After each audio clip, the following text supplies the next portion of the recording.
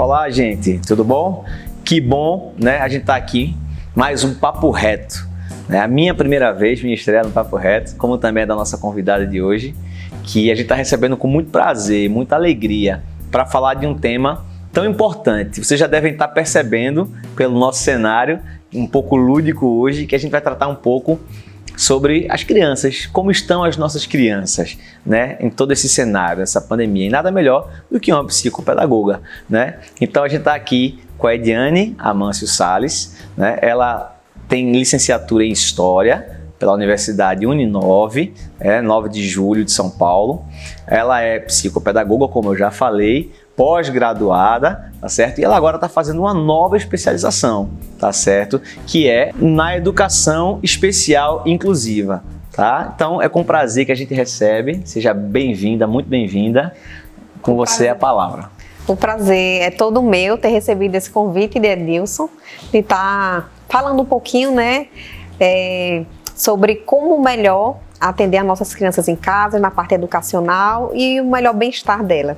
Eu sempre amei estar com as crianças e há mais de 10 anos eu sou professora voluntária da EBD, Escola Bíblica Dominical, e sou uma das líderes do departamento da Palavrinha Viva da nossa igreja e estou aqui para contribuir com vocês. Joia, joia. Então, vou trazer logo uma pergunta, né?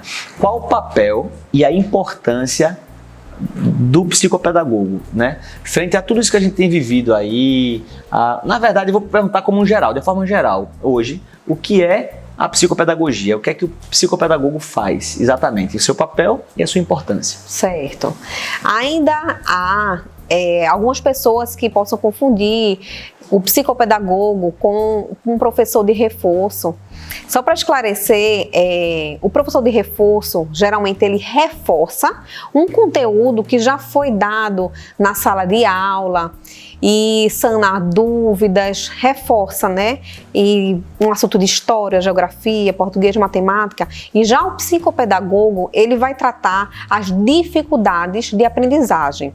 Ele vai investigar a causa, né, que está fazendo aquela criança ter dificuldade no aprendizado. E ela pode ser por motivos de ordem emocional, pode ser ordem cognitiva, pode ser de aspectos externos ou internos, que é de ordem orgânica, né?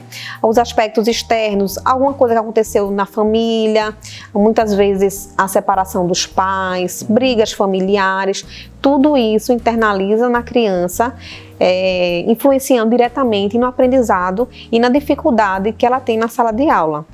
Então nós, né, psicopedagogos, trabalhamos nessa questão emocional, né, de resgatar o interesse em voltar a aprender, em ter o prazer de aprender.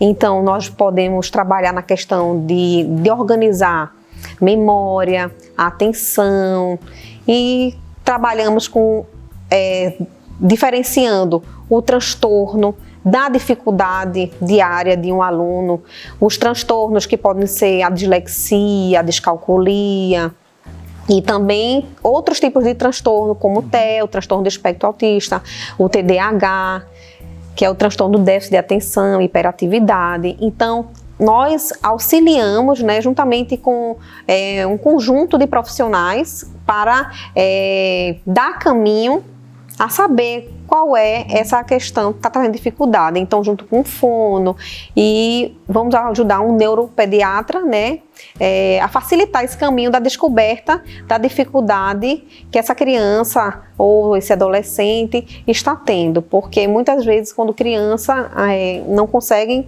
descobrir, mas a gente vai ajudando, auxiliando nessa descoberta para poder resgatar essa esperança de voltar a aprender. Então, é esse o nosso papel. Sim, quanto mais cedo, melhor, né? Quanto mais cedo diagnosticar, melhor você vai direcionar o tratamento, às vezes é um fono, né, e etc, para poder essa criança ter resultados melhores, né? Exatamente. E é esse profissional da psicopedagogia que vai conseguir identificar melhor e direcionar melhor. Né? Nós damos hipóteses, né, diagnósticas, mas quem dá o diagnóstico mesmo verdade. é um neuropediatra, o fono, um conjunto. Nós vamos adiantar um pouquinho o caminho, né, no estudo junto com a escola. Há uma parceria entre o psicopedagogo, a escola e a família para tentar buscar. Agora, a orientação que eu dou para a família, caso você esteja tendo alguma dificuldade, vendo que seu filho está com dificuldade, não tenha medo de buscar profissionais que possam lhe ajudar. Não tenha medo do que possam descobrir. Às vezes é só uma dificuldade, às vezes pode ser um transtorno que quanto antes você trabalhar, né, mais fluirá a educação da criança. Perfeito, perfeito. E a gente vai falar um pouquinho então da atualidade, né? Certo. Frente a toda essa situação de pandemia que a gente tem vivido no mundo inteiro, né? A gente vê as escolas tendo que se reinventar, né? Muitas escolas fazendo o que nunca fizeram. E aí vem o famoso EAD, o ensino à distância, né? E aí eu tenho uma pergunta para você que é: quais as orientações para lidar com esse novo contexto de ensino à distância? Certo. Eu vou destacar alguns tópicos que nós julgamos importantes para melhor adaptar a criança a essas aulas remotas, porque é algo novo, foi algo novo para todo mundo, né? Nós já temos aproximadamente uns 3 meses já de mudança, então foi algo novo para a escola, para as famílias, e muitos tiveram que se reorganizar e se readaptar. Então eu vou colocar alguns pontos aqui que são importantes para alcançar, ter êxito, né, na educação do filho à distância, com a educação à distância. Então, primeiro de tudo é o diálogo. Pai, dialogue com seu filho, não importa a idade, mesmo se ele for pequenininho, se ele for adolescente, de acordo com a idade, você vai conversar, fazendo com que ele entenda o que é que a gente está passando.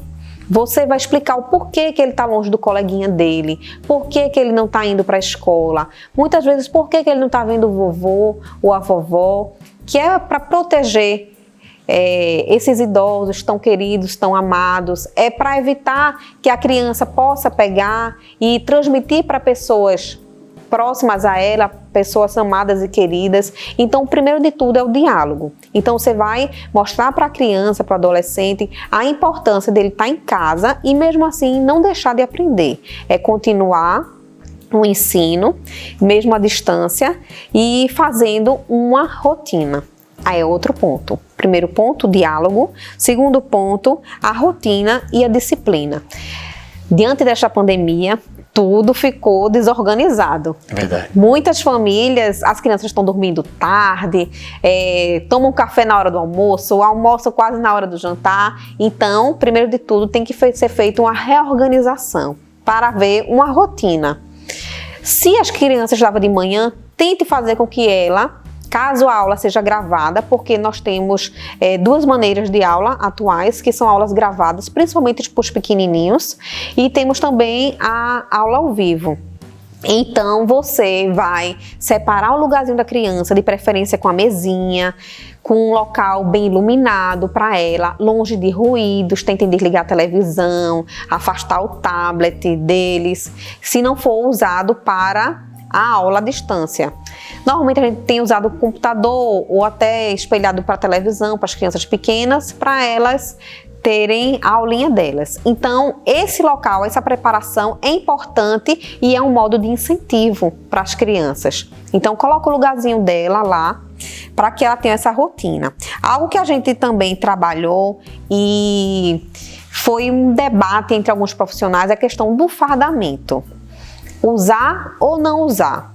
Alguns profissionais orientaram a usar para poder diferenciar o ambiente da casa, que é o ambiente do lazer, da brincadeira, de ficar mais à vontade, para o ambiente em que você vai começar a aprender pedagogicamente. Então, quando você veste a camisa, é uma forma de internalizar esse momento. Então, alguns profissionais colocaram que seria bom, seria importante, né? Principalmente nas aulas ao vivo, que aí você vai ver seus coleguinhas, vai ver sua professora, e aí você vai estar lá com a farda trocando ideias e aprendizado com todos. Mas vale ressaltar que se vai ser um motivo de estresse para a criança colocar aquela farda, não quero, vai ser muito estresse, o bem-estar da criança é sempre o mais importante.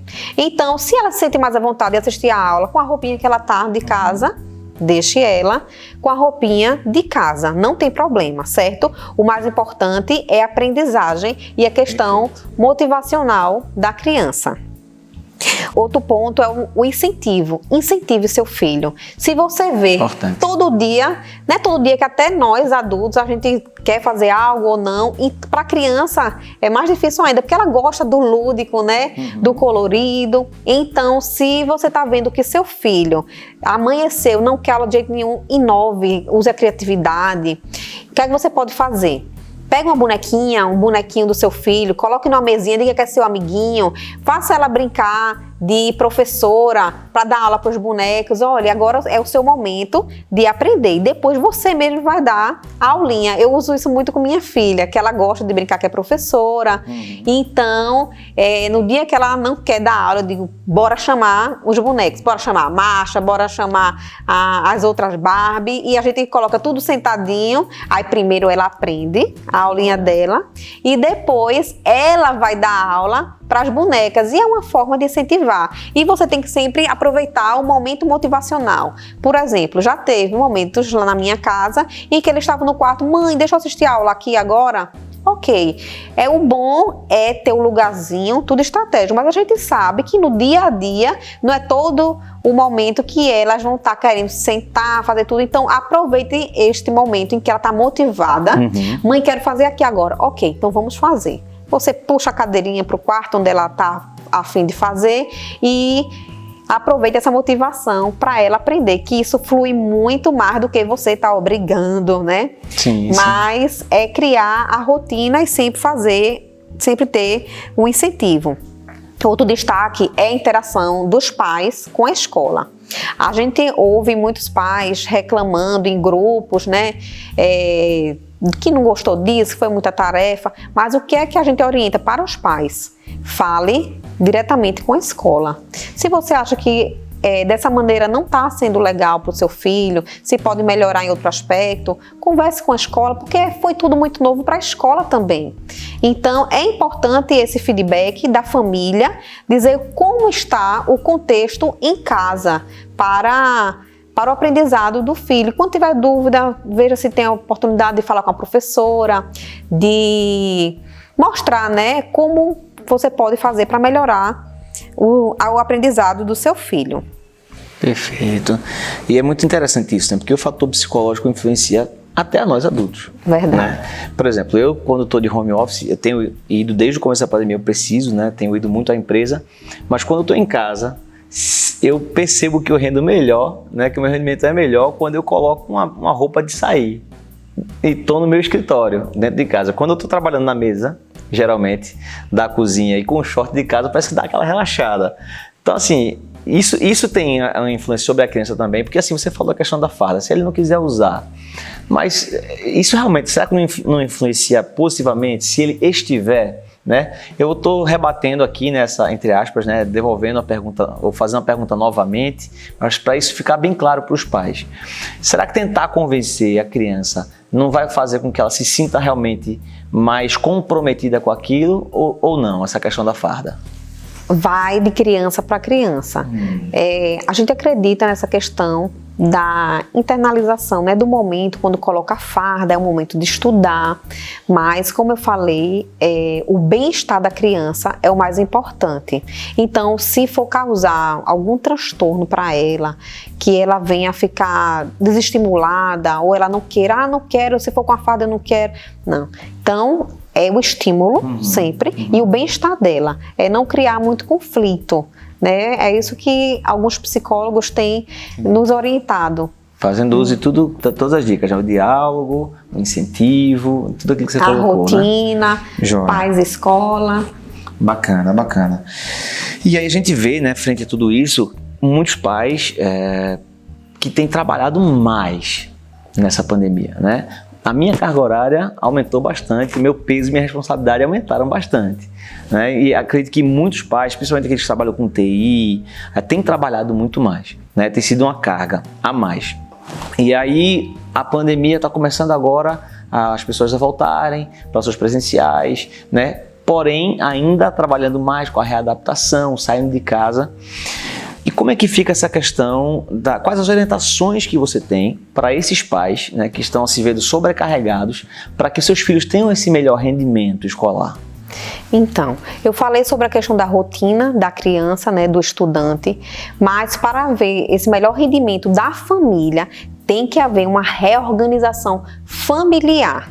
No sentido que, se o pai ou a mãe estão em home office, você tem que fazer como você faria na sua empresa. Na sua empresa você não tem um momento de almoçar, você tem um momento de descanso, ou tem um momento para começar e para terminar. Então você vai ter que fazer essa rotina organizacional, né, da família dos pais, para poder os pais separarem o tempo de auxiliar o filho na aula à distância. Por exemplo, quanto menor for a criança, mais ela vai depender dos pais, porque ela precisa de alguém para ligar o computador ou o celular, tá ao lado dela para poder assistir a aula e ajudar, né, orientar como a criança tem que fazer. Quando eles são maiores, uns 9, 10, adolescentes, você como pai vai mais fiscalizar.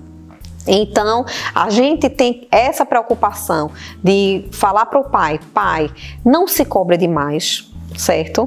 É um momento delicado para todo mundo. Há pais desesperados, sem saber o que fazer diante de muitas, às vezes, matérias que ele não lembra mais, não sabe como faz. Virou até um certo meme, uma certa brincadeira, né? A gente sabe que o assunto é sério, mas eu mesmo recebi algumas vezes, em alguns grupos de pessoas diferentes, aquele áudio desesperado da avó da Gabriela, né? Exato. Então, assim, eu não sei mais o que fazer, vocês pedem tarefa demais, é coisa demais, isso é um absurdo. Aí o pai, eu concordo com você, viu, vó da Gabriela, aqui é o pai de fulano de tal, e a professora manda pegar lápis e corre, tem que pegar um não sei o que lá azul. Então, assim, os pais meio que estão meio perdidos realmente com tudo isso, né? E aí entra uma vertente que é o seguinte, você colocou muito bem aí que os pais têm que aproveitar aquele momento para estar com os filhos dando suporte, né? Mas quando o pai e a mãe trabalhavam fora e agora não tem a ajuda de uma babá, de uma secretária que estava em casa e não está mais também, né? Como fica essa didática, essa dinâmica para de repente fazer com que a criança entenda? A gente sabe que vai variar de idade também, mas como a gente pode fazer para a criança entender que papai e mamãe agora também estão em casa, mas não estão em casa, né? Estão precisando desempenhar suas atividades. Como é que fica essa situação? É justamente a questão da rotina, a organização e o diálogo. O papai vai explicar para o filho, olha, apesar de mamãe estar aqui, mamãe tem um momento de trabalho. Então você vai criar uma rotina junto com o seu filho. Enquanto o papai e a mamãe estão trabalhando, ele vai ter um momento do lazer dele e de assistir o desenho, de brincar. Hoje em dia tem muitas crianças que elas estão usando a interatividade para poder jogar até com os coleguinhas da escola. Sim. Lá em casa meu filho joga muito, o pessoal daqui da igreja, os amiguinhos da igreja. É uma forma dele estar se sociabilizando, mas a criança vai ter que saber, olha, quando é tal hora, ou até na aula ao vivo, vai ter a sua aulinha. E os pais vão ter que assimilar, principalmente com os menores, o horário das aulas dele. Então, o pai tem que organizar. Organizar é a palavra-chave para essa sobrecarga dos pais, porque a gente entende que muitos tinham os avós, né, para ajudar na criação, ou então na educação dos netos, ou era um apoio. E agora, diante da pandemia, eles tiveram que se isolar para melhor segurança deles. Então, os pais estão desesperados, né? A gente nota nos áudios. Mas é nesse momento que os pais podem procurar os psicopedagogos, tem tantos profissionais que estão fazendo uso da mentoria ou do auxílio online, né? Sim. nós temos também atendimento psicopedagógico online, que é para orientar melhor como o pai pode reorganizar essa rotina, como pode ajudar essa criança, porque nós temos crianças que têm a dificuldade de aprendizagem e precisam de um profissional na orientação. Então, muitos profissionais estão fazendo o atendimento online. É uma forma mais interativa porque é só o profissional e a criança ou adolescente. É uma forma dele fazer uma terapia, dele desabafar, dizer como tá, de fazer jogos. E outra orientação que a gente faz com os pais, para também desestressar eles, como as crianças, é ter o momento da família, o momento da família de brincar. Quando você for separar o seu tempo, separa o tempo do seu trabalho, separa o tempo da aulinha com a criança e separe também o tempo do lazer. A gente tem orientado a brincarem juntos. Pode ser jogos de tabuleiro que vai incentivar o aprendizado da criança, a coordenação motora, jogos de dominó também, que é um estímulo na matemática. Então, há várias coisas que a família pode fazer em conjunto e que estimulam o aprendizado. Mas se a família não estiver sabendo lidar com essa situação, eu oriento a buscar algum profissional. Agora está começando a reabrir, né, algumas clínicas e já tem psicopedagogos atendendo nas clínicas e também no sistema online. Quem não se sentir ainda seguro de ir, pode fazer esse atendimento online e pedir orientações para que você possa melhor reorganizar a sua família. Perfeito. Aproveitando esse gancho, né, falando de retomada, a gente sabe que adultos e crianças são diferentes em quase tudo. Então, por exemplo, uma pessoa que está fazendo faculdade, eu vi que, se não me falha a memória, ou é a UPE ou a FPE, só vai retomar em 2021, né? Tudo bem, atrapalha a vida, atrasa um pouco, atrasa. Porém, estão numa fase da vida, né, que pode esperar. A criança não, a gente sabe que a criança tem seus períodos de aprendizado, seus períodos de adaptação, seus períodos, por exemplo, com 7 anos ela tem que estar aprendendo isso e isso, aos 8 anos tem que estar aprendendo isso e isso, para o seu melhor desenvolvimento. E aí fica a nossa última pergunta, né? Frente a essas retomadas, né, que a gente não sabe quando vai ser, mas como os pais devem reagir, ou aqueles que estão inseguros para que as crianças voltem, como eles devem proceder com relação a isso, essa retomada, essa volta ao presencial?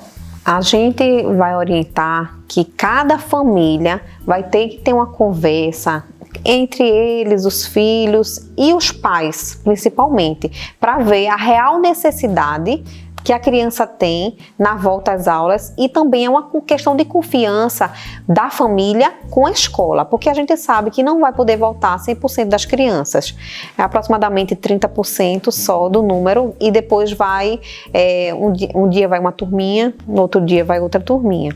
Então, há pais que já estão falando que não querem que as crianças voltem, que se sentem mais seguras elas em casa. Então vai ter que ser uma decisão familiar. Mas caso a família ache, não, eu creio que seja necessário, aqui em casa ele está com muita dificuldade, ele está precisando de uma orientação pedagógica, de profissionais. Então você vai ter que ter cuidados mais específicos, né, para a criança. Eu acredito que quando a criança ela é mais consciente da questão do isolamento, que ela sabe usar a máscara, que ela tem o seu próprio álcool em gel, que ela sabe ter os cuidados, aí o pai já pode ter essa credibilidade, né, de que a criança vai tomar cuidado e também essa confiança, essa conversa com a professora, com a escola, para ver o que é que a escola está tomando de cuidados para poder haver esse retorno. Os pais que não têm já essa segurança, eu acredito também que a escola vai manter, né, para a aula online e assim eles vão retornando, vão tendo os cuidados. Eu vi alguns cuidados que as crianças estão tendo, o livro. Algumas crianças encapam, outras não. Mas para a gente utilizar o álcool em tudo, por exemplo, seria bom todo mundo encapar. Ter mais cuidados ainda com objetos de higiene, cada um usar só o seu lápis, usar só a sua borracha, sua garrafinha. A gente sabe que quanto menor as crianças, mais elas trocam os lanches. Então, quanto menor, você tem que repensar se é importante para ela voltar ou não. Entende? Perfeito, perfeito. Mariane, só posso lhe agradecer, né? Eu tenho certeza que dúvidas minhas foram tiradas e eu desejo muito que as dúvidas de vocês, né, a maioria daquelas que vocês tinham e não tinham perguntado a ninguém ainda, possam ter sido tiradas também. A gente vai deixar aqui no rodapé os contatos, tá, da Eliane, para que você possa entrar em contato com ela, tirar qualquer tipo de dúvida, tá? E que bom que você assistiu até aqui, mais um Papo Reto, né? Todas as terças e quintas, a gente espera vocês sempre com assuntos assim, né, que vão nos ajudar no dia a dia, e às quintas-feiras com a palavra de Deus, com o devocional, para alimentar o nosso espírito e a nossa alma. Mais uma vez, o nosso muito obrigado e até o próximo Papo Reto.